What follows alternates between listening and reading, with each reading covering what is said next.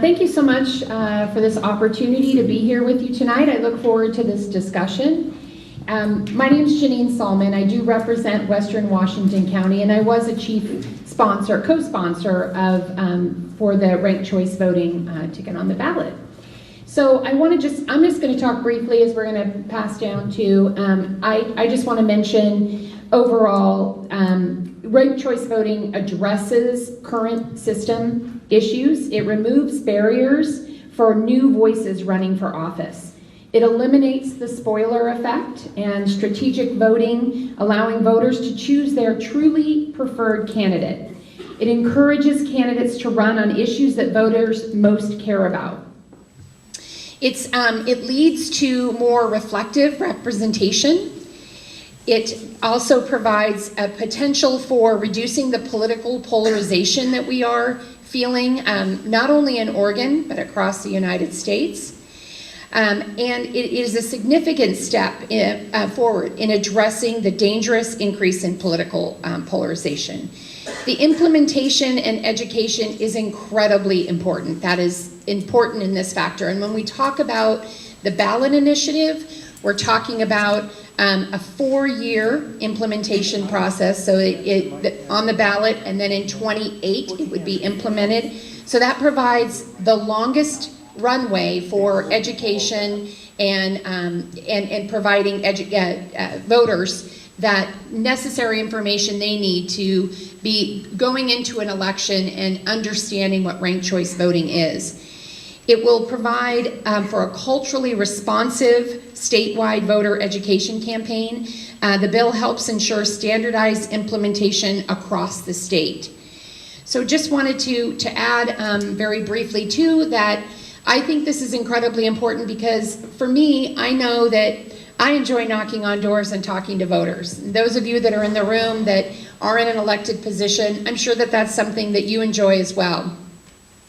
I think it's important for us to do that, and I believe that ranked choice voting will truly give those voters the opportunity to look at the candidates that they support, look at the candidates that share values similar to theirs, and be able to then provide, this is my first candidate of choice, second, third. If you choose and only see one candidate, it doesn't prevent you from voting for that one candidate. But this just gives opportunity for you to be able to rank those candidates so that your vote will never truly be thrown away. There will be opportunity for you to have your voice be heard in these elections. And so I would like to pass it on to Representative Gamba. Well, good evening, and thank you all for coming out for this. I was a co-sponsor on this because I have long believed in democracy. And to me, what democracy means is that what government does reflects what the people, the majority of the people, truly want.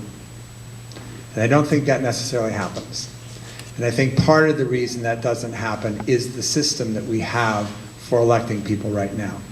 There are a number of things we need to change. We need to get dark money out of politics. Ideally, we would have publicly funded elections. We need to, in Oregon, I think, open the primaries so that the more than 1/3 of the people who currently are disenfranchised from the primaries would have an opportunity to vote in the primaries. Because for a lot of districts, that is the only choice, the only time you're making a true choice. Because it's a very blue district or a very red district. So by the time you get to the general election, the choice is made. And then lastly is some form of ranked choice voting. I think star voting is a good idea too, but ranked choice voting was the concept that most legislators agreed with. It's the one that's been most tested around the world and in the United States. And I think it's a very good concept to allow you to vote for the candidate that you truly believe in and truly like, and then have your second and third and fourth choice depending on the election. Portland will have more than that. But it allows you to rank the people that you want to see in office in the order that you truly believe they deserve. And it can actually have an effect on elections and cause people to get elected that the sort of status quo would never allow to happen. So I think it's an important step towards a more fair and representative democracy. Thank you. Again, my name is Charlie Conrad, and I represent House District 12, which is Eastern Lane County. And as was mentioned in the bio, I actually supported the measure on the House floor to get to the people, because something of this significance should be voted on by the people. It didn't need to be voted on by the legislature. Had we voted on ranked choice voting that day on the legislature instead of the referral to the folks, to the voters, I probably would have voted no, because I did not fully understand it. And I recently came around to deciding that ranked choice voting is the way to go. And there's two levels of the conversation as I see it tonight. The first one is, do we have issues that we need to solve in our political system? Are we all happy with how it is functioning, both at the local level, the state level, and the national level? And if we're not happy with the results that we're getting from those folks that we were putting in office, what can we do to change it? And keep in mind that any changes are only opportunities. It all comes down to us as voters to take advantage of those opportunities prevented by any system changes we make. And that is critical for me, as we talk about ranked choice voting tonight, to remember it is always the voter and their responsibility, their choices, their decisions of taking advantage of opportunities or keeping things status quo. And in looking at the political system, the politics industry is very complex. So I will look at it very simplistically. We have parties, we have voters, and in the middle we have legislators, hopefully governing legislators is the phrase I use. What has happened as I see it, is that parties have moved away from what voters need. And that is leaving exhausted majority of folks that don't want to pay attention to politics. They don't want to hear it on the news. They don't want us showing up at the door knocking on it. They graciously take our handouts and then go and recycle them. How do we get those exhausted majority folks back engaged so that they can have their voices heard? This system, ranked choice voting, and there are a lot of different flavors or some different variations, a number of things you can do to address some of the concerns that are helpful. But we have to decide what those concerns are and what our priorities are. So the government, for me, the way I see the government, it is a manifestation of humans, and we're fallible. We will never create anything perfect. The government is here, created by us, to manage interactions between us. And therefore, it's going to be imperfect. There are always going to be things that we have to keep in mind and things that we have to look at. But one of the things, a couple polls that I think are pretty instructive with the way that our political system has evolved over the last 30 years, and it's been decades in the making, there is no single decision that we will make in November that will change 30 years of the movement between the disconnect between parties and voters. But a couple quick poll numbers. According to a 2017 Pew survey poll, the median Republican is now more conservative than 97% of Democrats, up from 64% just in since 1994. And the median Democrat is more liberal than 95% of Republicans, up from 70% in 1994. We have sorted ourselves to the extremes of the party, and many of those folks are energized, they get the airwaves, and again, we get that exhausted majority that are just, I'm done. I'm gonna maybe do my civic duty because I appreciate it, but I'm gonna tune out of politics the best I can. One of the other polls that I wanna cite, it is again from Pew in 2022, and I'm quoting this. In 2016, about half of Republicans, 47%, and slightly more than a third of Democrats, 35%, said that those in the other party were a lot or somewhat more immoral than other Americans. Today, 72% of Republicans regard Democrats as more immoral, and 63% of Democrats say the same about Republicans. We're not talking about policies. This is not policy identity anymore. This is not policy discussions. our system that we have now has made it personal.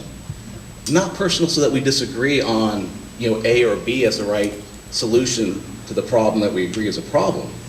It's personal. I don't like you because you don't agree with me. That is where we're at. And if we want to make changes, we need to make those system changes and take advantage of those opportunities. But where we're at today, it's not a mystery.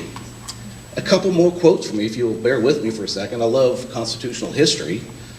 So both Hamilton and Madison in Federalist Papers 9 and 10 talk about factions. The other person that also talked about factions, his farewell address, President George Washington. So a few quotes from his farewell address. One of the expedients of party, and this again, written 18th century English, one of the expedients of party to acquire influence within particular districts is to misrepresent the opinions and aims of other districts. Again, we get back to the immoral statistics that I just talked about. They serve to organize faction, to give it artificial and extraordinary force, to put in the place of the delegated will of the nation, the will of the party. The party, just like we are, we're all self-interested. Parties are manifestations of us and the factions we form. They're gonna be self-interested. They are self-interested. That is why they have become disconnected from voters. We need to pull the parties back. I'm not anti-party. I want functioning parties. I want people to control who's gonna be in the office. I want legislators to answer to the people and not to the parties. That is where I want to go. One final quote from President Washington. Again, talking about parties and factions. They are likely, in the course of time and things, to become potent engines by which cunning, ambitious, and unprincipled men will be enabled to subvert the power of the people and usurp for themselves the reins of government, destroying afterwards the very engines which have lifted them to unjust dominion. Again, where we're at today is not a mystery. People have been talking about this for centuries because it's basic human nature. And if we want to manage our interactions better, if we want to bring it back so that exhausted majority can actually be involved, be engaged, and we can spend time as legislators talking about the solutions to the many challenges we have. We're not always going to agree, but we need people at the table that can have rational discussions, collaborate, compromise, and cooperate to reach those decisions so that people benefit. Ranked choice voting does this. We'll have a lot of time to talk about the mechanics of ranked choice voting. So I look forward to that. But again, this is exactly what I was hopeful for about 2.5 years ago, 18 months ago, when we voted on the floor to have these conversations and to get the information out there so people can make an informed choice about what they want. So I thank you.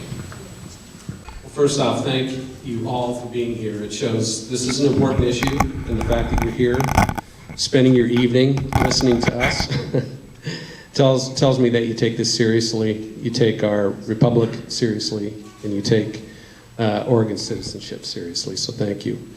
I'm not going to say that our current system is perfect. It's not.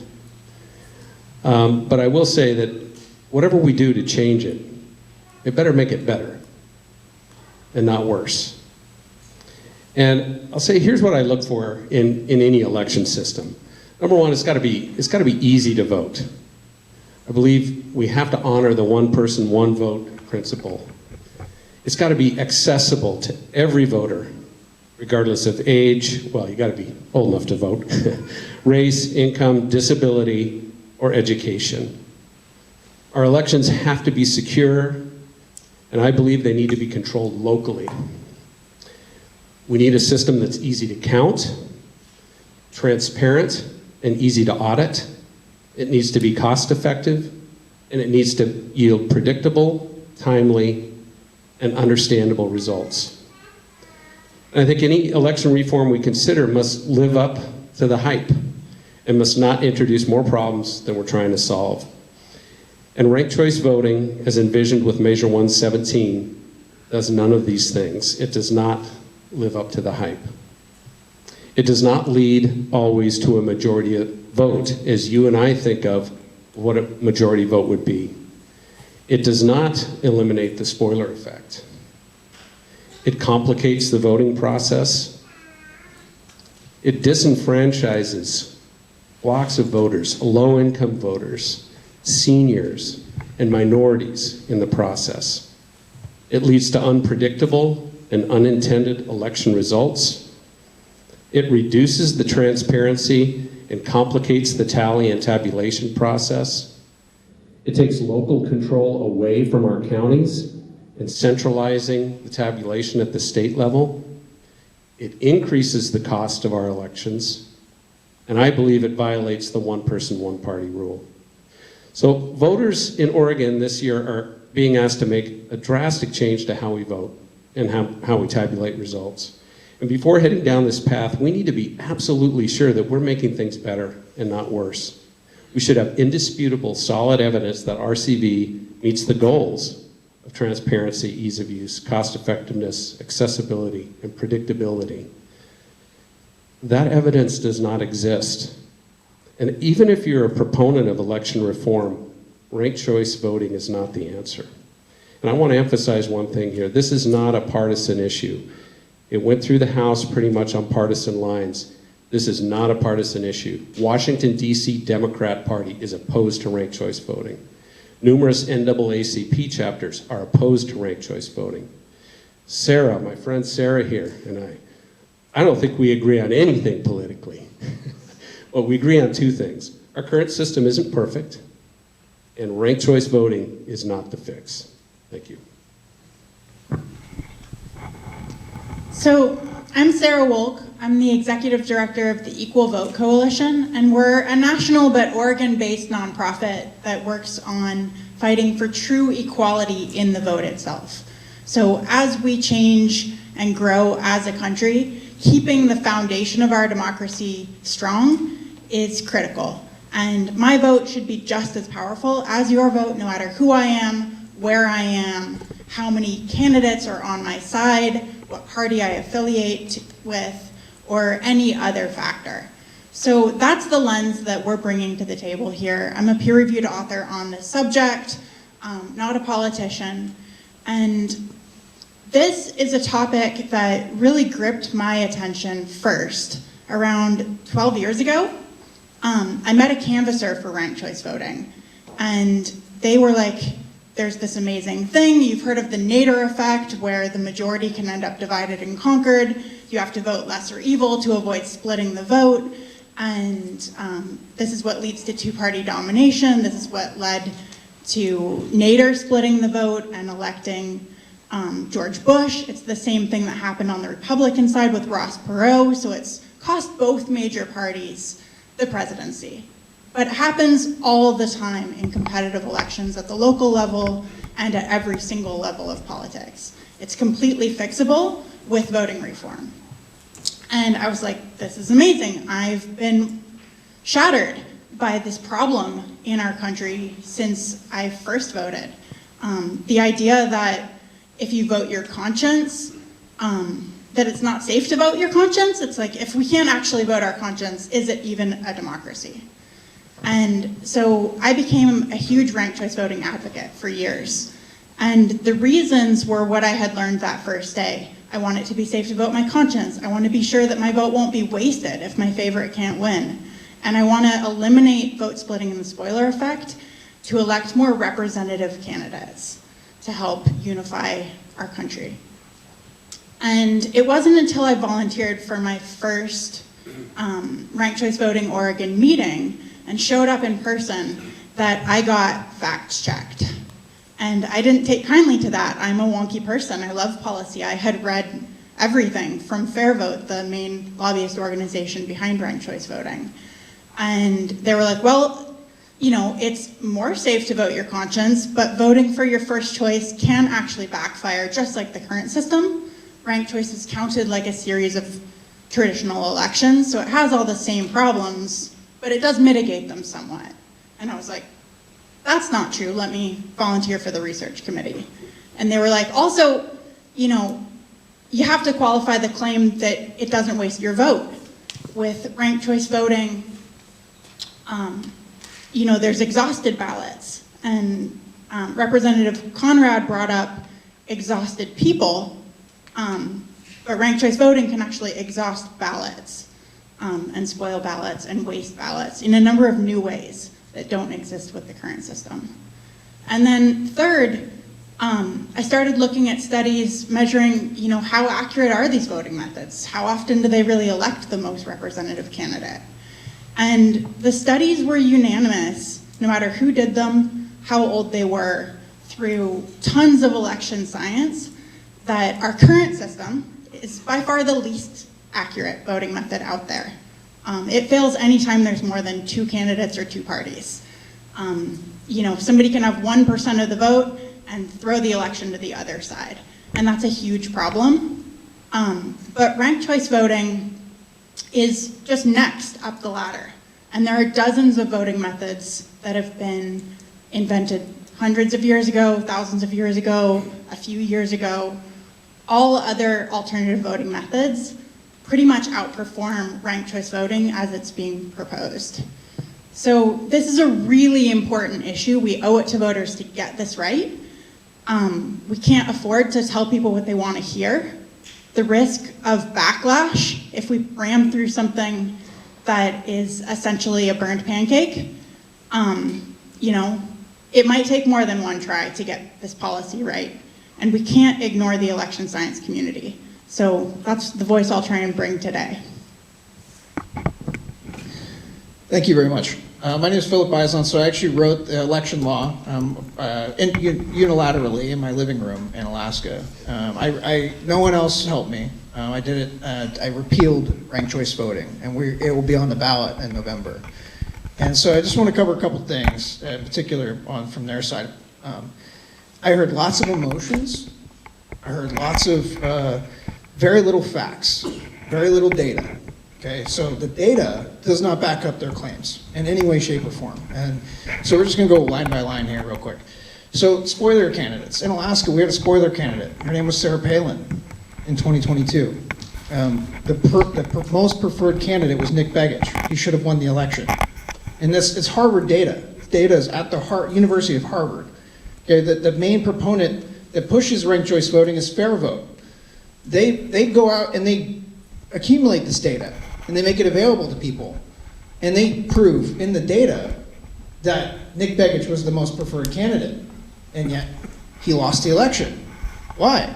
By majority of the population in the state of Alaska, the most preferred candidate lost because of ranked choice voting. That happened. That's real. It's not theory. It's not emotions. It's real. Okay. In Vermont, that also happened. Okay. MIT study. She talked about civility, making elections more civil. Of course, we all want that. But guess what? Ranked choice voting doesn't do that. And according to MIT, again, research study. Okay. So voter education. We talked about that. And we're saying, okay, well, we can fix this. We can educate people in Oregon about ranked choice voting. No, we can't. In Australia, it's been used for 100 years, okay? People do understand ranked choice voting there, but they're taught at 2nd and 3rd grade levels all the way up till they're adults on how to use ranked choice voting. So if you think you can teach a 70, 80-year-old person how to use ranked choice voting when they've never used that system before, then I have, real estate and oceanfront real estate in Arizona to sell you, because it's not possible. You can't. I've tried. I first at one point in time thought that you could legitimately teach people about this system. I don't believe that anymore. I don't. Voter education, and you cannot do that. So majority. We're talking about majority of votes. People getting majority. You can't do that either because exhausted ballots. So Lisa Murkowski, Mary Poltola both claim they got a majority of votes. Okay. That majority, an absolute majority, is an actual election term that has to do with election science. And it says that you got 51% or a majority of the total votes cast. Key word there, total votes cast. When you exhaust ballots, you no longer get a majority of the votes, total votes cast. You have now taken votes from the denominator of the election and thrown them out of the election. And when you do that, you are not getting a majority anymore. So the language majority is wrong. You cannot claim a majority when you're not actually getting a majority. It's just false advertising, entirely false advertising. RCV is funded by the darkest money in politics, like Arabella Advisors, $6.5 billion since 2016, $1.6 billion a year they raise. They raise more money than the RNC and the DNC combined. And you know who's funding ranked choice voting in nearly every state in the country?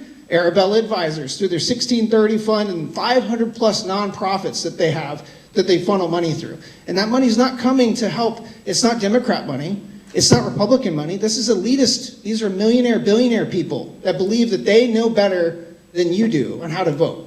And they want you to vote how they want you to vote because you're stupid. That's the reality of it. And that's what's happening in Alaska. I beat them in the Supreme Court of Alaska. Okay, they tried to throw my ballot off. I beat them. You know what they did in 1 week? They raised $4.5 million in a week, all from out of state. Okay, I know this better than anybody in this room know this topic. Okay, I've literally written 2 books on it.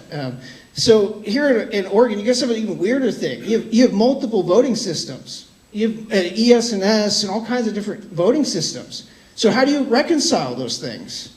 In Alaska, we all use Dominion. It's very easy because it's just baked in software. I know how much the Dominion software costs for ranked choice voting because I've done the research. No one in this room knows this. I do. So I'm telling you, like, it's not an easy just like snap of a finger transition. It's not like that. And again, the education piece. The people have to be educated. The individual voters have to be educated on this. And so you can't do that in a short period of time. It takes years. It could take decades. It could take 20, 30 years. You may need to go back to 2nd and 3rd grade and educate every single person in every single grade to learn how ranked choice voting actually works. When you go through school, you guys are taught plurality voting. So we may have to go back and teach people in Oregon schools how to use ranked choice voting if you want to implement this correctly. So that's a reality. So upwards of 30% of people vote for just one person on their ballots, okay? That's important. They took way more than 3 minutes. That's not, okay? I'm just saying, I'm not going to let them get away with talking and, you know. I know, but they still talk for more than 3 minutes, so I get more than 3. Okay. We are fair women, Philip, but we will cut you off in about a minute. We're good. They're good. You're good. Go ahead. Okay, good deal. So upwards of 30% of people vote for just one person, okay? So that's an important factor because if people only vote for one person, unlike star voting over here, you have the risk of having your vote thrown out of the election. And we did not cover exhausted. He talked about exhausted voters a lot, but we did not talk about exhausted ballots enough. And I guarantee you, everyone in this room, if I went line by line, table by table, you could not tell me what an exhausted ballot is. You could not tell me how to exhaust a ballot. You might be able to tell me one way, but you're not going to tell me all 5 ways to do it. And most people won't. You know how I know that? Because I've been in interviews with Politico, and they can't answer that question. So that's how I know that everyone in this room can't answer that question. So 1 in 4 Oakland voters in poor minority communities had their votes thrown out of the election in 2022. 1 in 4 in poor minority communities. So do we care about our poor minority communities or do we not? Do we truly care about them or are we trying to override them by implementing systems that ultimately hurt them and then tell them they're stupid because they don't understand it? Princeton study, okay, Princeton, so people are smarter than Princeton University, okay. So Princeton University, 1 in 8 rural Alaska Natives had their votes thrown out of the election in 2022 due to ballot errors. 1 in 8. Okay, again, Princeton University. So in San Francisco University, they've proven that Latinos, elderly, and Pacific Islanders only vote for one person predominantly. Okay, so now we have a demographic issue potentially. Again, star voting doesn't have this issue because if one person, you only vote for one person, there's no risk. But if you vote for just one person and you're being told by everyone on that side of the table that it's totally cool, you vote for just one person and you do, and then your vote's thrown out, and then Princeton turns around and proves that I'm right, you're hurting your minority communities while telling them it's okay to do what you're telling them to do. And telling them this system's great, it's fantastic, it's gonna fix everything. But in reality, it hurts them. And it's your fault. I'm just saying. So last thing, Rep. Conrad talked about voters being exhausted. So again, exhausted ballots, important factor. It is baked into ranked choice voting. It is not baked into star voting. I like star voting. I don't have an issue with star voting. I have an issue with ranked choice voting. Ranked choice voting is also not new. And it's not since the 1800s. It's been around since 1299. So Copeland's method was originally a ranked choice voting system, so $12.99. It's been in place in Australia for 100 years. It's been repealed in the United States 85 times. It's not new. They call it a whole bunch of different names. Instant runoff voting and STV, single transferable vote, lots of other things, but it's not new. Okay, problem there. I know. Last bit. Representative Gamba said... We're going to get to several of these things. I understand. I just want to cover it all because like these things are brought up in the presentation. Finish your sentence, please, or the redhead is going to turn into a redhead. Okay, go ahead. So Representative Gamba said open primaries, and so one of the key things to that is that in Alaska right now, it's happening right now, we had a Democrat that went on the ballot who's actually incarcerated in New York. He's actually in prison. He's on our ballot in the general election. That is one of the biggest concerns I have with pushing open primaries and ranked choice voting, is that allows things like that to take place. And it's so bad that the DC Democrat, or the Democratic Party of Alaska, sued to kick another Democrat off the ballot. So if this system's so great and the Democrats really like it so much, why are they suing to kick other Democrats off the ballot in Alaska? Thank you.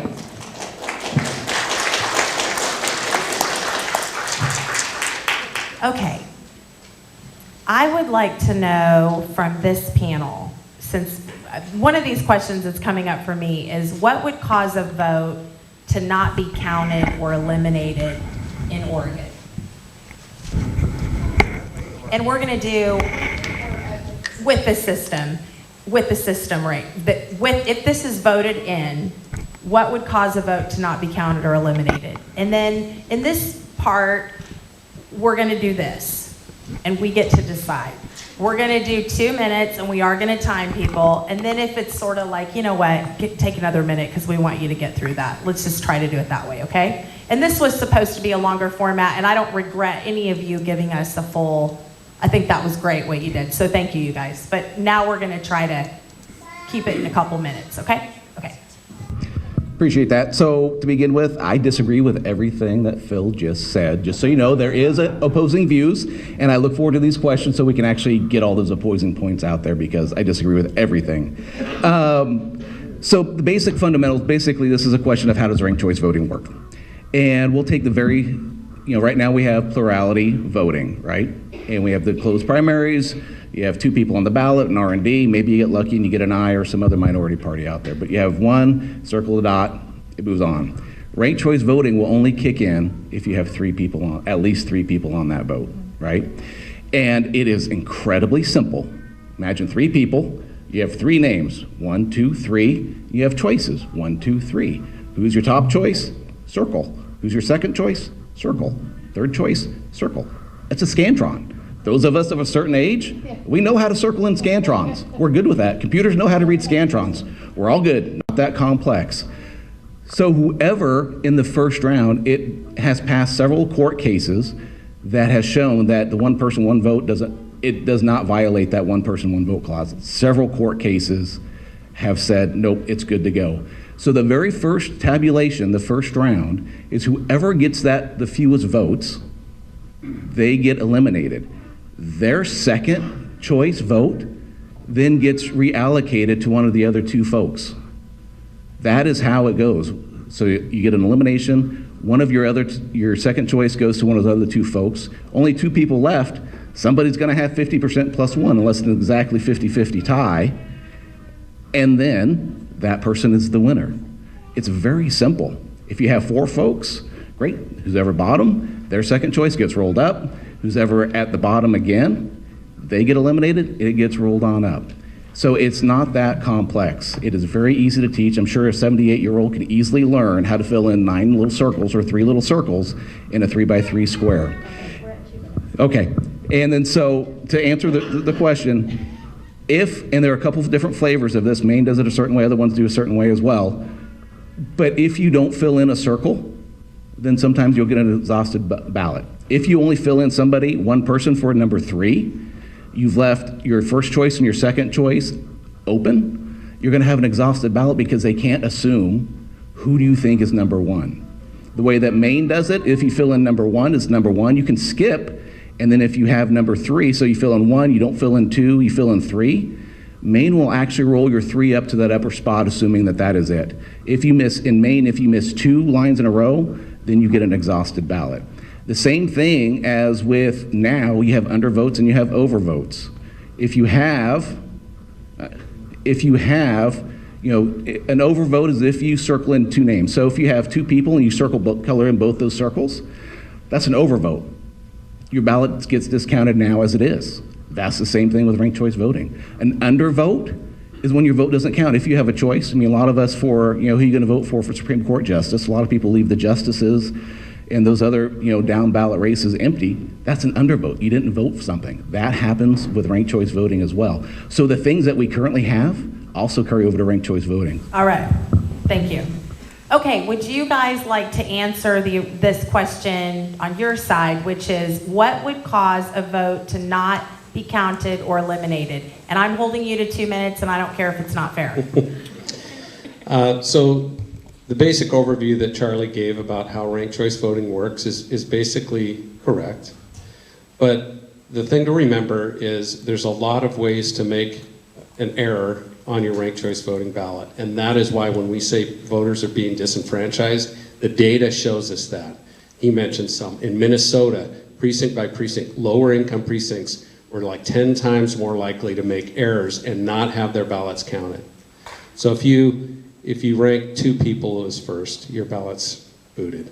If you skip 2 rankings, your ballot will not be counted. But another significant thing here is as you go down through the ranks, okay, if you only ranked 1 person and and there's an elimination and they go to round 2 and then they tally up the next round of votes, your vote is not being tallied anymore if your candidate was eliminated. So in effect, it's like having a runoff election where you were not given a ballot. Does that make sense to people? Yeah. And what we see, like in New York City, when that mayoral election reached its final round, 15% of the voters, that's 140,000 voters, did not participate in that last round. Their ballots were exhausted due to errors. Maybe they didn't fill it out all the rounds. So to me, when I look at that, there was a runoff election with Joe and Mike, and I didn't get a voice. If that was one of my ballots, I didn't get a chance to vote to see who I liked, Joe or Mike. That's what the concern is with this. And when they say it's a majority, you always result in a majority, it's a majority of the votes of the ballots that are left. Those 15%, that 140,000 ballots, aren't counted when they're calculating the majority. Okay, we're at 2. Can we have a rebuttal? Okay, hold on, this is audience participation. Who wants to do a rebuttal versus go to the next question? Raise your hand if you want a rebuttal. Next question. All right. I'm trying to involve, yeah? All right. Listen, man, when Julie asked me to sit here and help moderate, I was like, you know, this is not going to be traditional. Hold on a second. Both sides mentioned dark money. And so Representative Gamba, you know, Philip Izon said that there's a lot of dark money involved here. Do you want to answer that? Can you tell us, you know, where did the funding come for this measure? Well, there hasn't.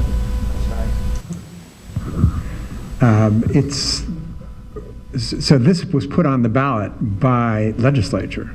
So there was no campaign to get this on the ballot, like there was, say, with Measure 110 or something like that. This was put on the ballot by the legislature. So if that's your question, there was no dark money involved in putting this on the ballot. And how did the legislature come together to decide as a separate body to, who was talking to the legislature about this? Yeah, lobbying. Like, was there lobbying or? I was not personally lobbied. I've been a proponent for ranked choice and star voting for years. And I know the speaker was heavily involved in this, and he has also been a big proponent for ranked choice voting for a long time. So as far as I know, there was no major lobbying effort. Thank you. Yeah, please, go ahead. And again, the speaker was very much involved because, as you know, ranked choice voting is taking place in Benton County. He was involved in working that, that success for Benton County. I wasn't lobbied, so to speak, I just believe in the process of the freedom of choice and understanding that when there is more than 2 candidates on there, that people then can have that ability to have their voice counted in a way that isn't just this or this, that there is that process, as Charlie explained. Thank you. So on that, one of the first things when I was getting involved and I wanted to get a ballot measure on the ballot for, maybe it'd be ranked choice voting, maybe it'd be whichever voting method our research committee thought was the best fit. Ultimately, we picked star voting. But, and our Portland ranked choice voting chapter voted by almost a super majority to go with star voting. But Fair Vote told our chapter that, hey, if we go with ranked choice voting, we'll fund your campaign. So that was the first kind of wake-up call to me of how much money was in this. We were planning on fundraising and nickel and diming it. And that's exactly what we did. We had a campaign for star voting in Eugene, and over $130,000 was spent in out-of-town, out-of-state money organized by Washington lobbyists, who's Fair Vote lobbyist, specifically to oppose star voting. But that wasn't the first time. The ranked choice lobby has also opposed approval voting, which is another alternative voting method, when citizens petitioned and got on the ballot for Seattle. They came in with a ton of dark money at the 11th hour and got ranked choice on the ballot, did a smear campaign to muddy the waters. Both of them almost failed, but ranked choice voting barely passed. And the way that they operate is interesting with ranked choice voting. What you see is kind of a shell game where there are dozens of organizations that are lobbying for ranked choice voting with cookie cutter talking points, cookie cutter playbook, all around the country. So it's hard to trace, but there is money that is traceable. For example, Nevada, to pass ranked choice voting, they had a 2-vote process. Just for the first vote, they spent $23 million in out-of-state money. And one more point, sorry to do this. We did look into the ranked choice voting bill in the legislature, and what we confirmed is that almost every legislator in Oregon who voted yes on ranked choice voting received donations from the ranked choice voting lobby. A smaller donation and then a larger donation again after they voted yes. And we can send you the spreadsheet after the thing. We've got that all fact checked. There's a handful of exceptions. And I believe Charlie Conrad was one of those exceptions. I think Mark Gamba might have been one of those exceptions too. But there were donations to almost every single legislature. Okay. So let the record show that they're all saying absolutely not, and I am going to pull it. Fair? It's in our star. Yeah. Well, Okay. I mean, they're involved too. Y'all riled up? Real quick, you guys, Yeah. you had multiple people over there answer about dark money. The question was directly related to my point about dark money. So I would love to discuss this a little further. Okay, so please hold for quick. one moment. The question that I think is, where's the question I was asking, Julie? You asked about dark money. Specifically, Julie asked about it. She said that You I brought told up them- dark money. I don't think, Yeah. I think that you made your point very clear about the billions of dollars that But I are didn't going actually get a through. chance to point it out of exactly where it's coming from, which I can. So I think that's valuable. Can you do it in 30 seconds? I can. Okay. Absolutely. So Fair Vote who is an organization that promotes ranked choice voting nationally, is funded by Laura and John Arnold Foundation, Amandar Network, Open Society Foundation, which is George Soros. This is directly from influencewatch.org, so you guys can look this up yourselves. So Jennifer and Jonathan Allen Soros Foundation, Democracy Fund, Tides Foundation, William and Flora Hewitt Foundation, Joyce Foundation, John and D. Catherine MacArthur Foundation, Public Welfare, Soros Fund Charitable Foundation, Carnegie Corporation of New York, Rockefeller Brothers, and Z. Smith Reynolds Foundation. This is who's funding these organizations. And again, 500 plus nonprofits. On top of all this, there's a gentleman named Hans-Jörg Weiss who lives in Wyoming who is not a U.S. citizen. And he's donated $500 million to 1630 Fund, which is connected to the Arabella Advisors Network. And again, not a U.S. citizen. And he has donated $240 million to ballot initiatives across the country. And on top of this, they're in Wisconsin, legislators over here trying to say they don't have any connections. Well, Dan Rayfield received 4 donations from 4 Soros family members, and he was the main guy that promoted ranked choice voting here in Oregon. So trying to say that there's no connection is just absolutely not true. Thank you. And just 4-star. No. Well, what? I'd like to, specifically with this measure, it hasn't been discussed, the funding. So if you go Yeah, 4-star Yes. right now, the Yes on 117 PAC is funded entirely by one C4 called Oregon Ranked Choice Voting. Not entirely, but the vast majority of Oregon Ranked Choice Voting. Oregon Ranked Choice Voting is a C4. We cannot see who's funding that. The money's coming to a C4 and then being sent to the PAC. So I would ask if, in the spirit of transparency, will the proponents share who's providing money to that C4? I have no idea.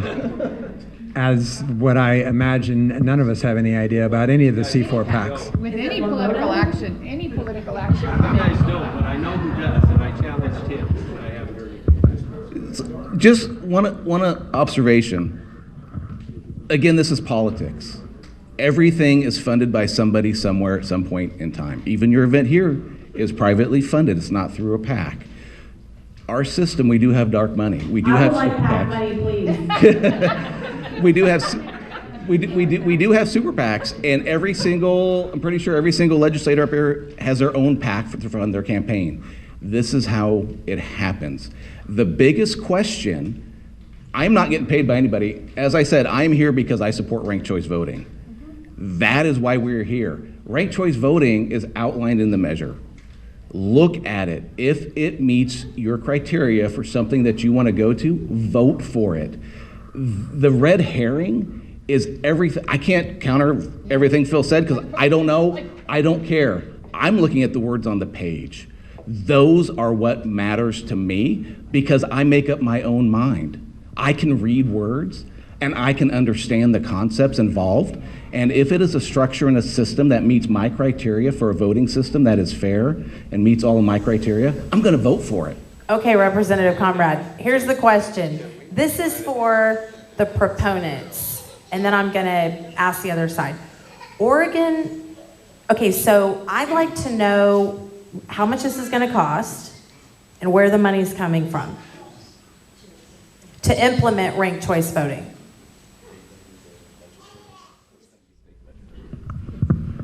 It's going to be a state budget. Secretary of State election. Yeah.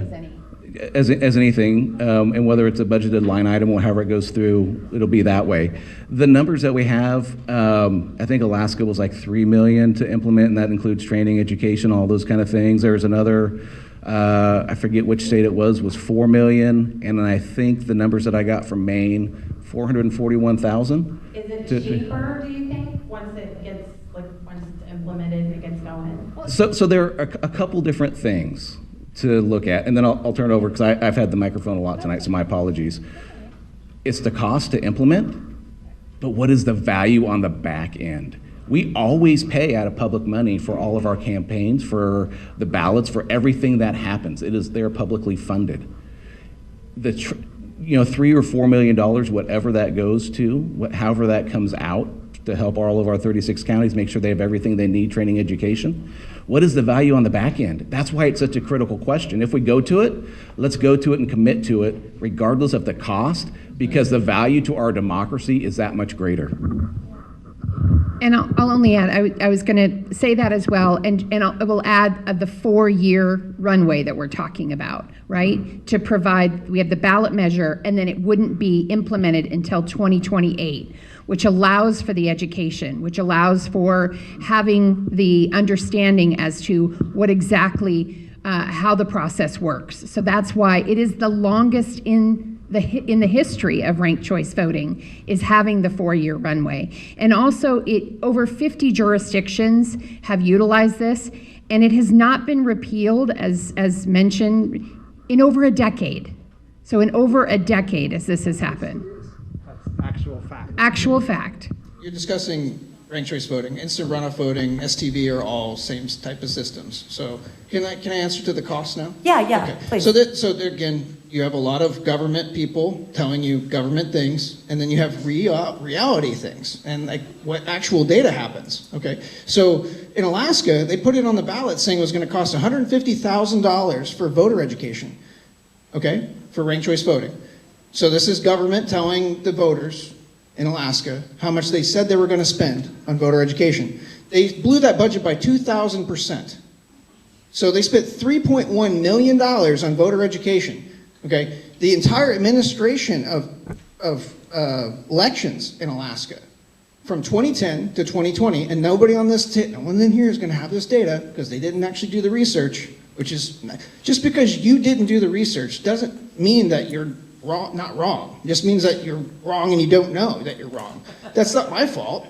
Okay, so in Alaska, from 2010 to 2020, the entire administration of elections, every single year, what the state spent on elections was $3.3 million. Okay, in 2022, using ranked choice voting for the first time, they spent $11.1 million, which is 328% more expensive than every election from 2010 to 2020. This data is directly from the Division of Elections, directly from the Lieutenant Governor's office. So unless they can provide any form of data trying to prove that ranked choice voting is actually cheaper, which they can't, then I would say that it's probably not.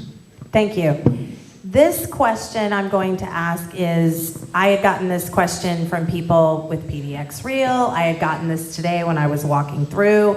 I had 2 people stop me and say, please ask this question. I think we should start here. Representative Sollman, I kind of thought this might be a question for you, but you guys kind of decide. And then we'll go to the other side if they have any comments about it. Why are legislative elections not included in the statewide ranked choice voting? Gamba, if you want to go. Thank you. And in my opinion, I wish it was included, because again, you provide this opportunity to where folks can go and hit the streets, talk to folks, give them an opportunity for choice. And if that is what I wish that legislators were included. But why they weren't was specific. We heard from the county electors, the county clerks, and they specifically asked for us not to. Now again, this is incremental steps. This is the 4-year runway, and this could potentially get into that direction, right? But the county clerks asked for that not to happen, and so it was not included. Now again, this was a huge roundtable of folks that were involved in this, in the discussions. This was League of Women Voters. This was Veterans for Voters. These are a lot of organizations that were involved in looking at the crafting of Measure 117. This wasn't done in a solo room with, whatever the characters you mentioned. These were organizations that are very well known in Oregon that said, we need to make sure what's happening in Oregon is not working, that people feel frustrated. We have an overwhelming larger percentage of folks that are non-affiliated voters. And even when I was hitting the streets and talking to folks about the governor's race, people were like, oh my gosh, I have to pick one or the other. And I felt frustrated that I couldn't provide more of my voice in that vote.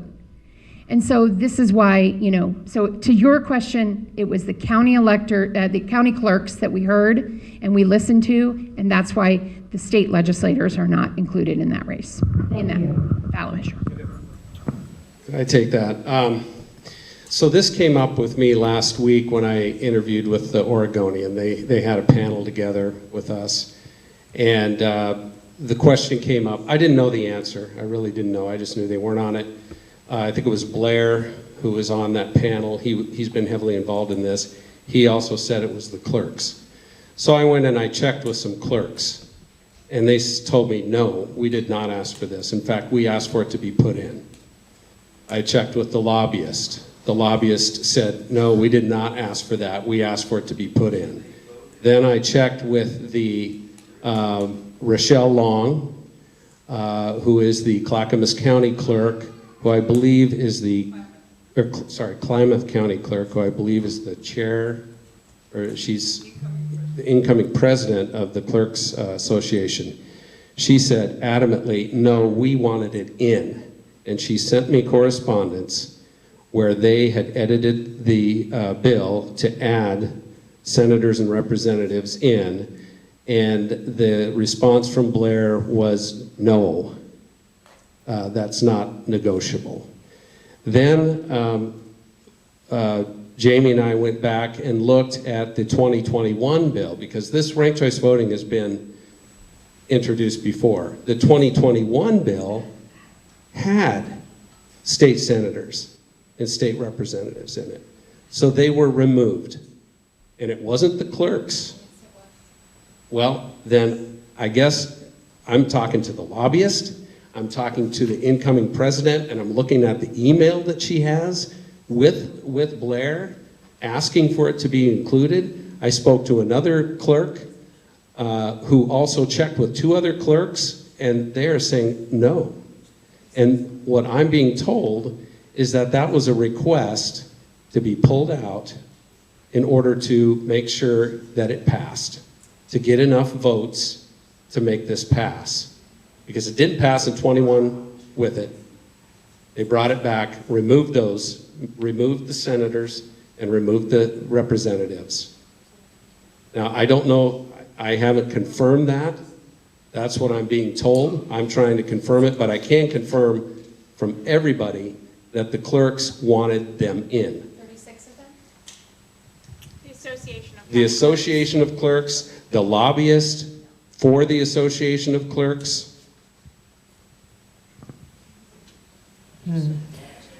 Are you saying they didn't? I mean, I can share you the email with you, but.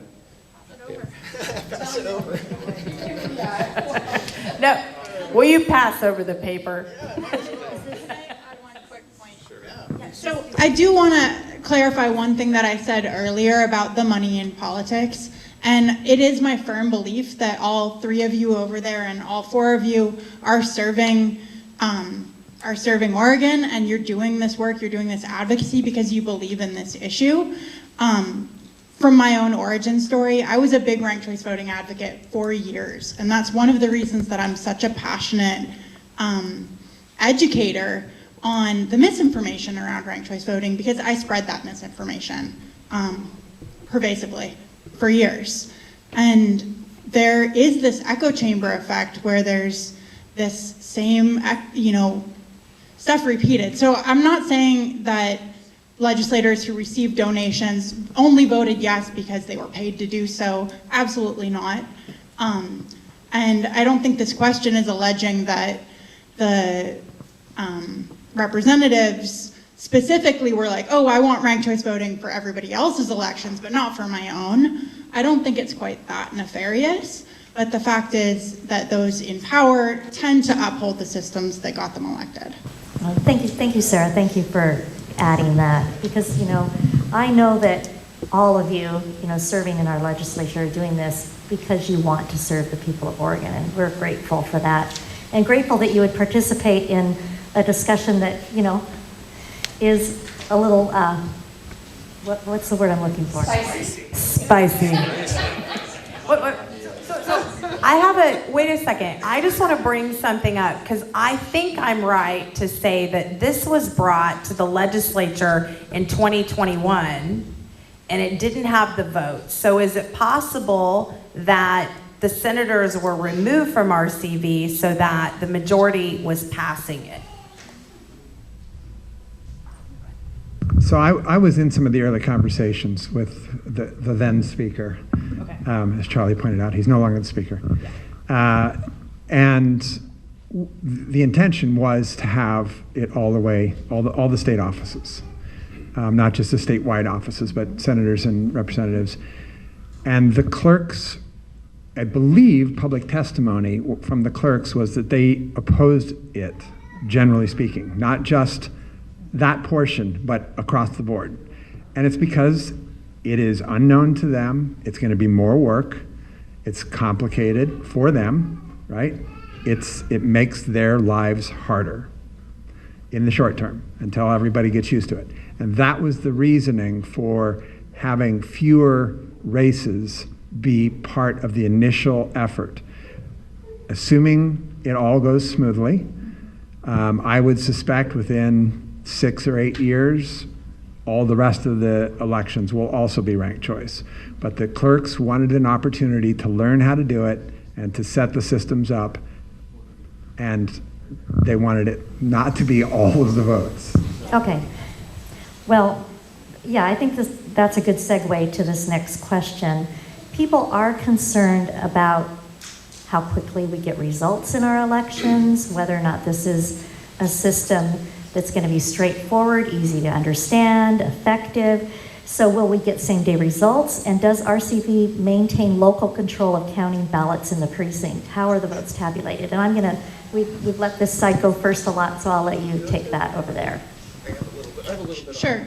So briefly, ranked choice voting, you rank the candidates first choice, second choice, third choice, and so on. It's counted in a series of elimination rounds. And in each round, you eliminate the candidate that got the least number of first choice votes. And if possible, you transfer those votes to the voter's next choice. So the takeaway there is massive. Not all the rankings ever get counted. So most voters' rankings in most elections will actually be completely ignored. And as we're counting the ballots, there's no way for Multnomah County, let's say it's a state election, for Multnomah County to know the order of elimination and know which rankings are going to be relevant until you centralize all of the ballot data.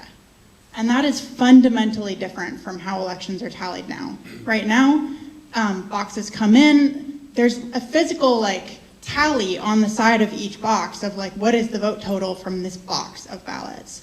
And that allows election officials to check their work as they go.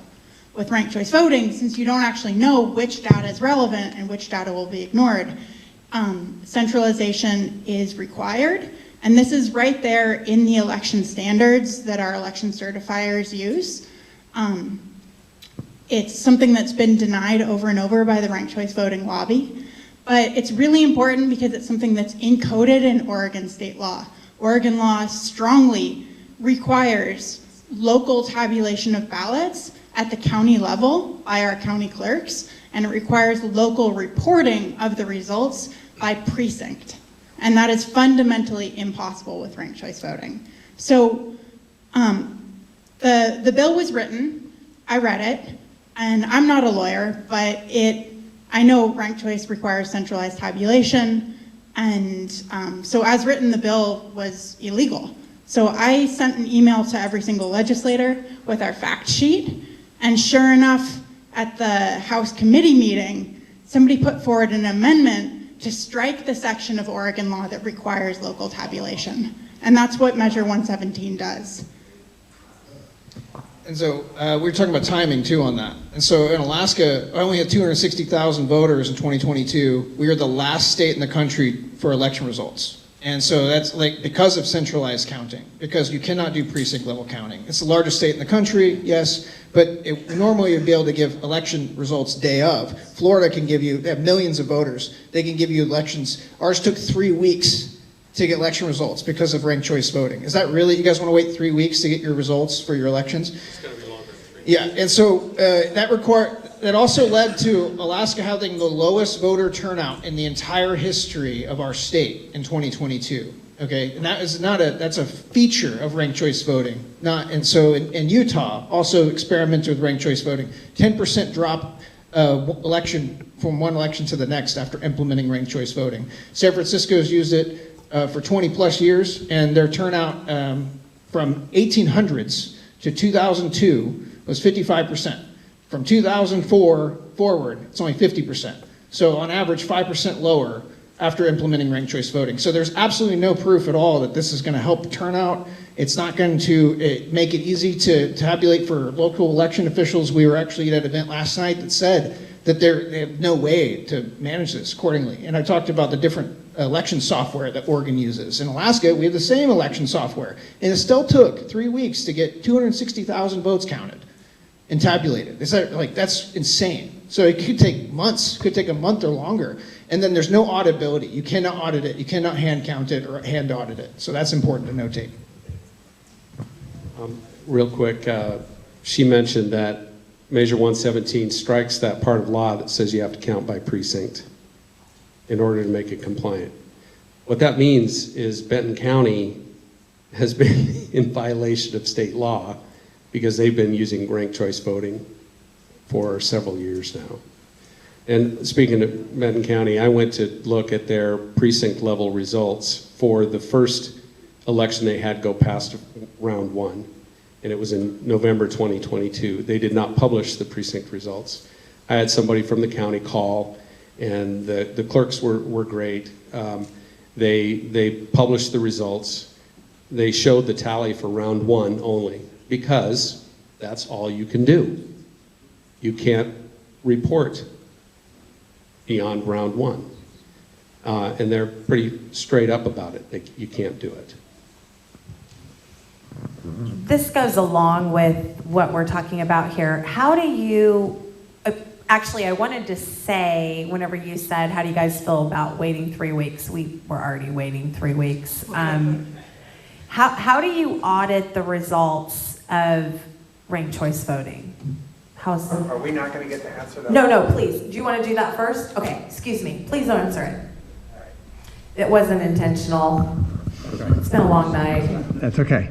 I wanted to just start with the point that you actually just made. You might all recall a couple elections ago, Clackamas County not getting its results out for almost a month and a half. Yes. Is anybody? No Clackamas County people here? Yeah. Okay. Had nothing to do with ranked choice voting. Elections sometimes take a long time to tabulate, depending on how things go at the clerk's office, depending on how things go in the printer's office. There is nothing inherent about ranked choice voting that's going to make it take extraordinarily longer. Yes, it will be a slightly longer process, and yes, you may not get results the night of, but that's relatively unusual in any case. I'm going to let Charlie cover the other half. Thank you. So again, the timeline, it is relative to what we're used to. All the ballots are still going to be scanned in at the county level. All the information is still going to be sent to the Secretary of State's office, just like it is now. The votes that we have in Lane County, they get scanned in, they get reported locally, but it's the Secretary of State that aggregates it. There's no difference with scanning it and sending it to be aggregated. Now, if we have a scenario like with Clackamas, yeah, if we have one county that is late as having issues, it might cause some delays in the system, but we're still going to be able to get the results. And the results are easy to follow. I've got printouts for what Alaska looks like and what Maine looks like, and it's really easy to follow around one and around two to see how many votes you get and to see who gets transferred what votes. It is different is not complex. And as much as folks that are against it are saying that this is complex and, you know, what I would say is hyperbole in a lot of the scenarios, it's just different. It's just resetting your expectations, resetting your definitions of what you want to talk about with majority. You know, we can go through that if there's a question about really what the definition, relooking at what majority is, but it's just a little bit different, and it's resetting your expectations so that you're not sitting by your phone, particularly if you're a candidate and waiting to see your own results, you know, hitting that refresh as often as you can. It's just going to take a little bit longer, but all the other 50 jurisdictions that do it, a lot of them get the same results within a day. It is not that much more complex. We have AI that can write you a PhD thesis. Yeah. They can simply tabulate all this. Okay, I think we should, do you really want to say something? Okay, all right. Yeah, absolutely. All three of us have something to say. Listen. So Is that- I'll agree. This isn't rocket science, okay? I wrote software for a living. I know how I would write an algorithm to, you know, a program to do this.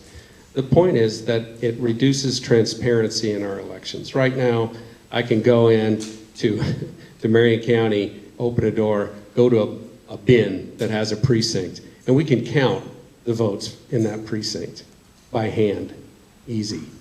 And I can tally results at a precinct level and at a county level. We will not be able to do that anymore with ranked choice voting. All the cast vote records, which means the individual ballot data, not the summary, but the individual ballot data, has to be sent to a central location.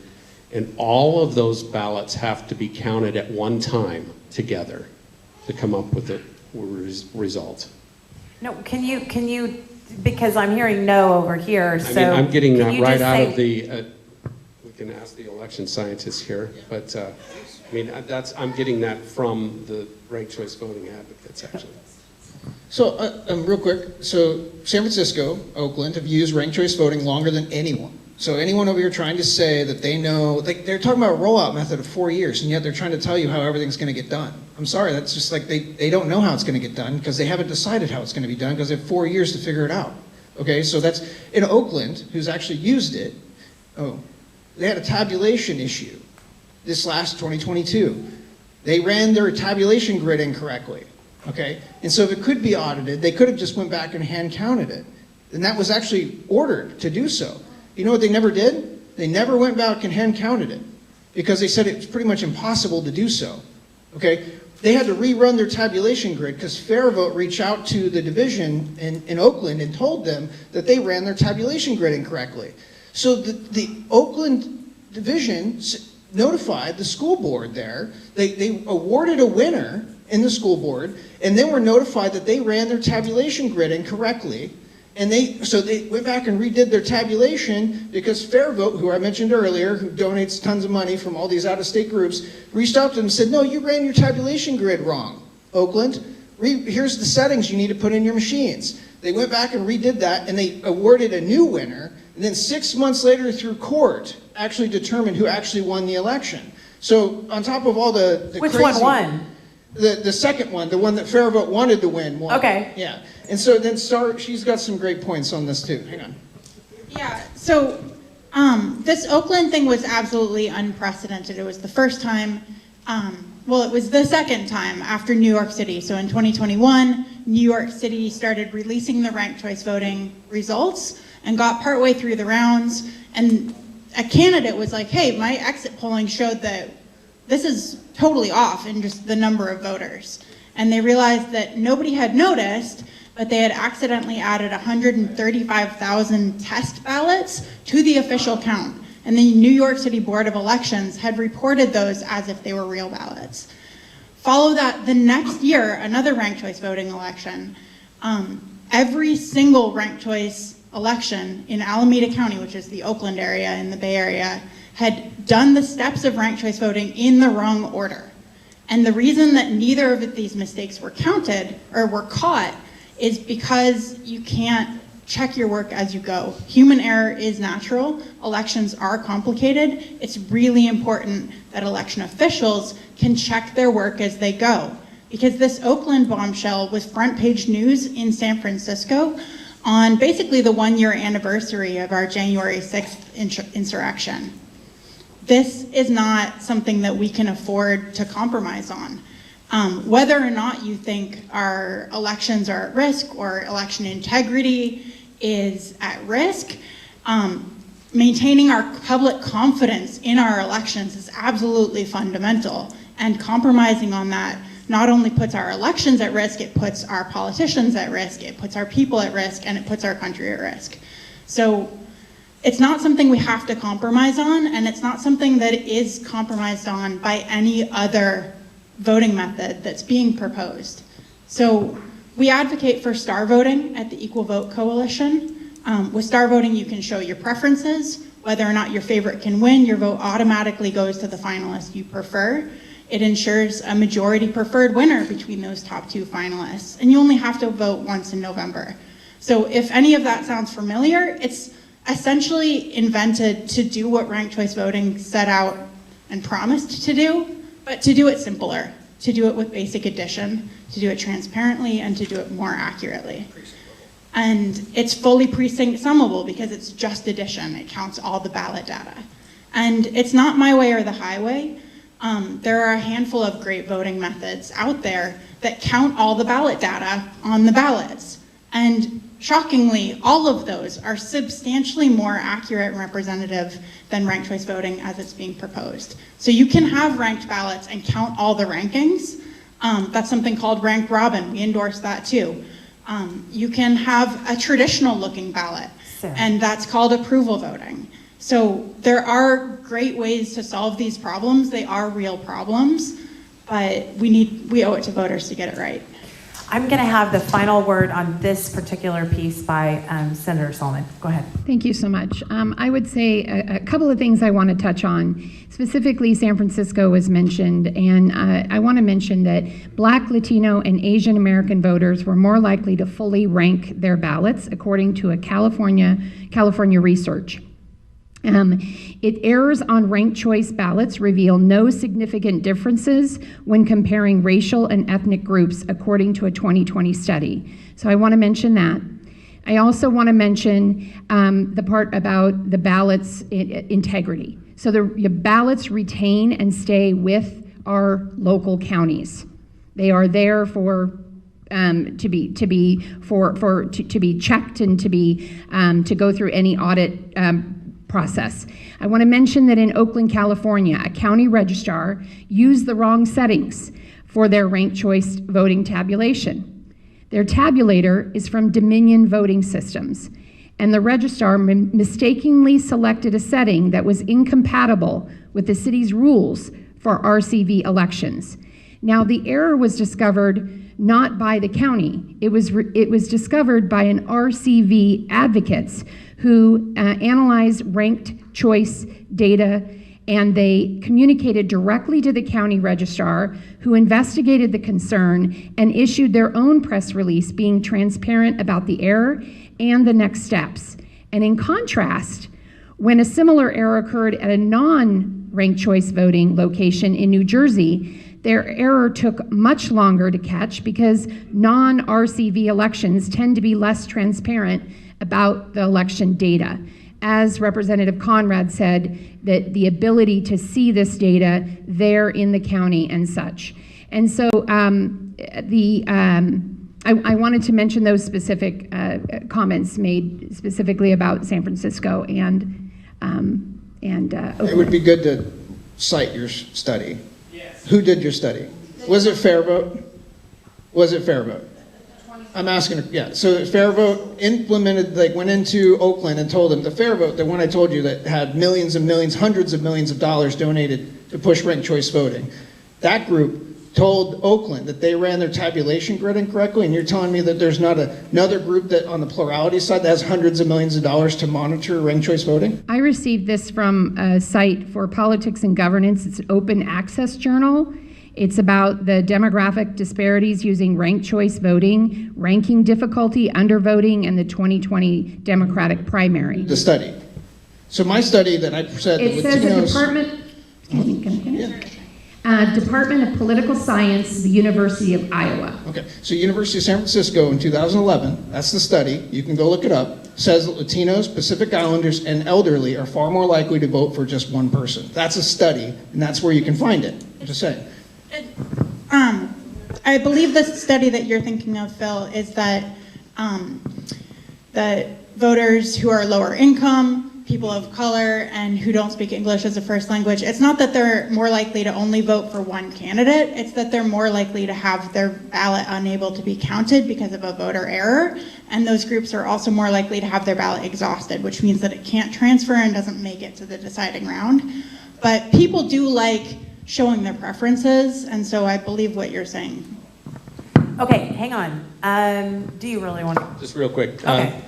That there are many, there are many other studies that show the opposite. Look at New York City, differences based on income. Look at Minnesota, based on income and education level. So for every study that says, hey, there's no disparate impact, there's another study or two or three that say there is a disparate impact. And, you know, with So, Sarah, hold on. So we are at 8:35, and I want to be respectful of time. So I had a few more questions, but we got through like 9. So I mean, I think we did. Yeah, it's good. So how do you guys feel about? It's a wild card round. So closing remarks from each person. 1 minute each. That's what I was thinking. And by the way, and before you do that, while you guys are just thinking about that, how many of you have more of an opinion one way or the other after being here tonight?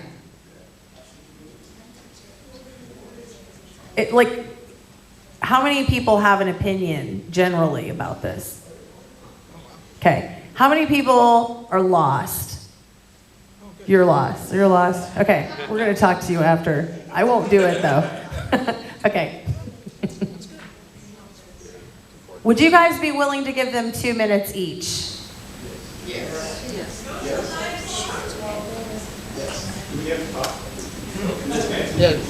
Whoever said, do we get to talk? Not you, Mark.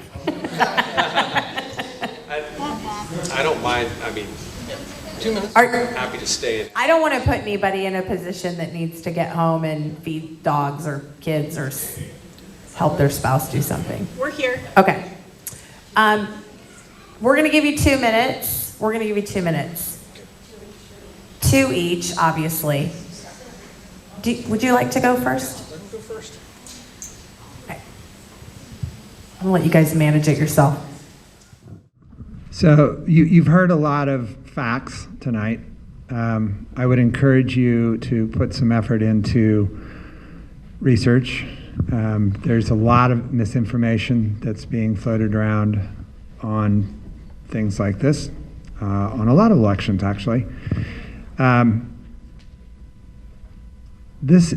Ranked choice voting is simply an opportunity for you to be able to vote for the person you want to vote for, not to be forced to vote for the lesser of two evils, which is, I can't tell you how many times I've heard from constituents that they feel like they're having to vote for the lesser of two evils, particularly in primaries. This is an opportunity to actually vote for the person you want to vote for, and then to have your backup vote actually matter. All this discussion of exhausted votes, you know, if you vote for a third party in our current system, your vote is immediately exhausted. It was exhausted when you checked that ballot because it has no effect on the election whatsoever. So this concept that people will have exhausted ballots, yeah, if there's 9 candidates and it goes through that many levels, and your 3 happen to be the 3 bottom ones, yes, your ballot will eventually be exhausted.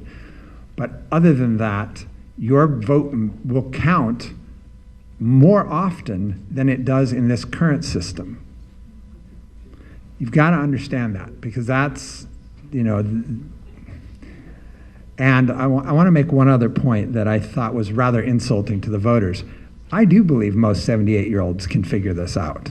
I do believe that most people in America can figure this out, and specifically people here in Oregon. Yeah, I don't mind? What, do you want to do that? Okay. How about one of you goes, and then we'll flip back and forth. Thanks. Most, but not all, and the data shows that. There are people who aren't figuring this out. And in Oregon, we're doing mail-in ballots. What feedback do you get that says, hey, you filled your ballot out incorrectly? None. We won't know. People will not know if they're filling it out right or wrong. There is no feedback mechanism. So, hey, we don't have a perfect system, right? It's not perfect. We've been polarized, I think, since the beginning of our of our republic. At least we don't, have pistol duels anymore. Okay, maybe it's gotten a little better, but we have built the freest, the strongest, the most diverse country in the world off this flawed system. I'm not ready to toss it out yet. Okay. And I'd say Oregon is still reeling from another failed social experiment, ballot measure 110. And we saw deep pockets, out-of-state interests fund an extravagant and deceptive marketing campaign to convince voters that recriminalizing drugs without any safeguards in place was a good idea. It went wrong. It's going to take us years to recover. I believe we're seeing the same thing with Measure 117. We've got out-of-state actors flooding Oregon and other states with millions to convince us that this is a good idea. And as we discussed, and I encourage you, like they said, look at the evidence, look at the data. I will share data with you, as I'm sure they should too. The evidence is at best mixed on the value of RCV, and at worst, it actually disenfranchises voters that we mostly want, that we desperately want engaged in the process. And this is why one of my friends calls Measure 117 the Measure 110 of election reforms. I really urge a no vote.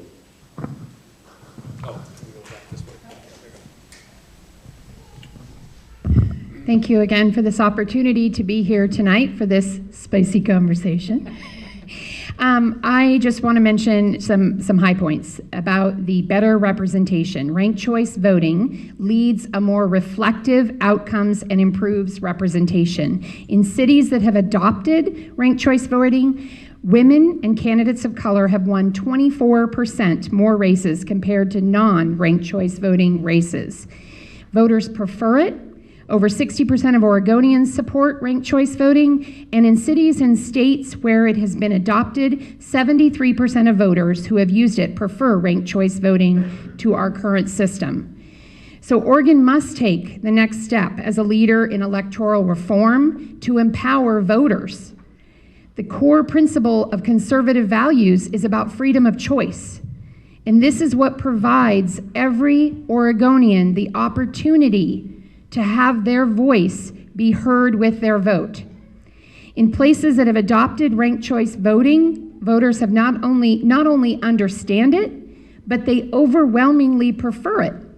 Ranked choice voting is a win for voters, for candidates, and for the foundation of our democracy. And again, thank you for this opportunity to be here tonight with you all. I'll go next. So there are valid studies that come out of Fair Vote. I was shocked to learn it too, but one of the studies is around more diverse representation under ranked choice voting, and that is one of the talking points that's brought up over and over again. And there is some decent data about it. When you dig into the studies, the citations get a little murky, but what's clear is that voters in general elections elect more women and people of color. And preference voting allows you to skip the primary and just vote once in November. So that's not something that we're chalking up to ranked choice voting. That's something we're chalking up to having a bigger electorate when we actually go to vote. It's also something that's a trend that's happening around the country in general.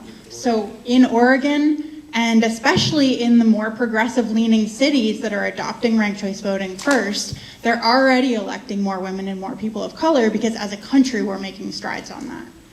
So one thing that's interesting here is, even after I was like, oh, ranked choice voting is not everything it was sold as, I'm starting to have concerns. I was in a position of thinking, it's still better than what we've got now though, right?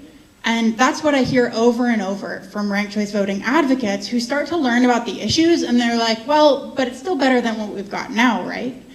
And it took me a couple of years deep in this work to come around and to decide that actually, no, it's not better than what we have now. There are a lot of things with our current elections that we take for granted. It's simple, it's transparent, it's fair. We have one person, one vote. And even though the voting method can play favorites, it can be polarizing, there are a number of problems, ranked choice voting doesn't actually solve the problems it sets out to. It still has vote splitting and the spoiler effect. It happened in the first statewide election in Alaska. Also in that election, we saw that it's not safe to rank your first choice first. Voters who honestly rank their first choice first, if there's multiple competitive candidates, that can backfire. So it doesn't solve the problem it sets out to do, and it introduces new problems along the way. Thank you. So Thank you. our fear, Sarah, just to finish Sarah, that one sentence, Sarah. is But that it can do more harm than good. All right. Thank you. Sorry. All right. Thank you.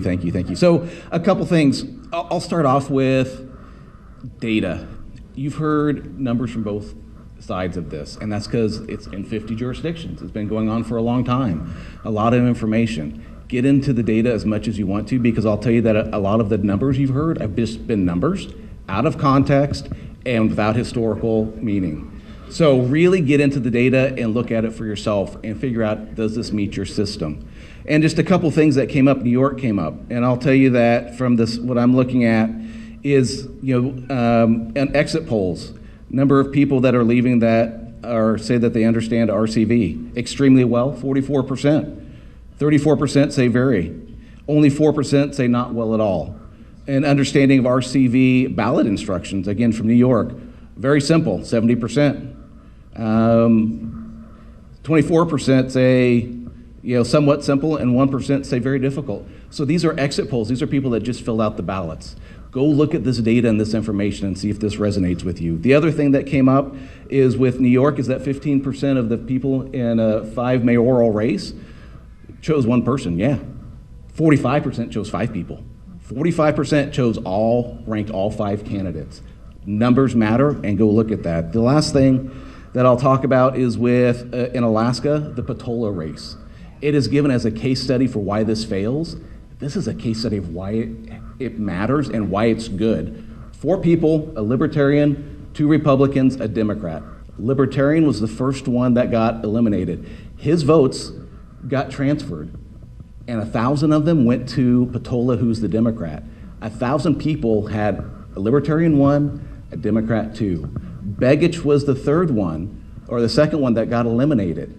He had a number of votes that went to the other Republican, but he also had 7,477 that went to Democrat. Split ballots matter, and this is what ranked choice voting does. You can choose. Wow. It's perfect on time.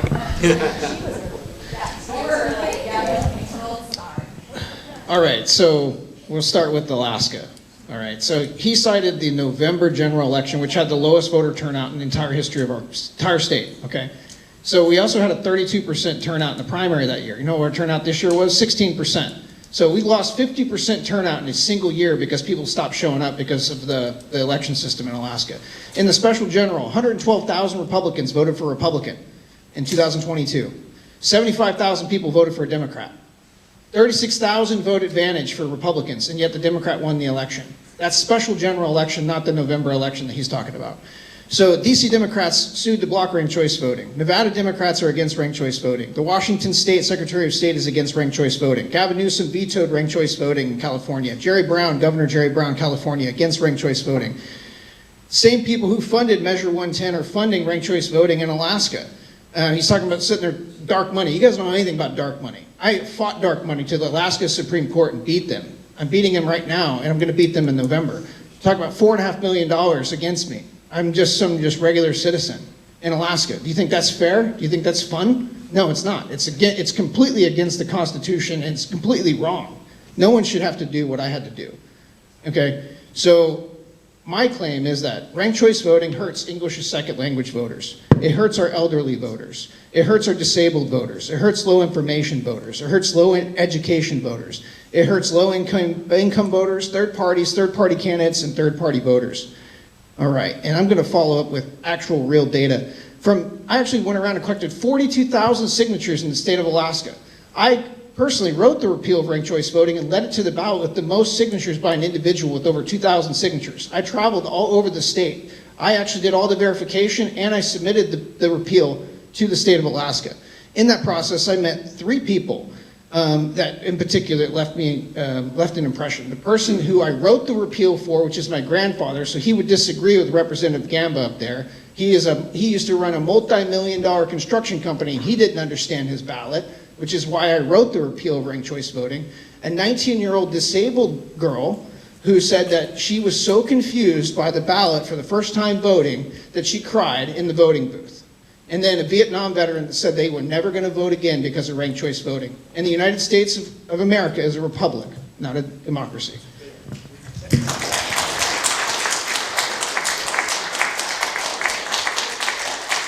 Let's give a round of applause for our panelists. Thank you. Thank you.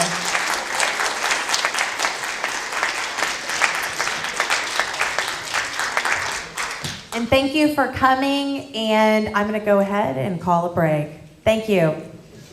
And thank you so much to our hosts. You did a fabulous job. Thank you for making the time to bring us all together to have this hard conversation. Thank you. Yes. Let's do it again.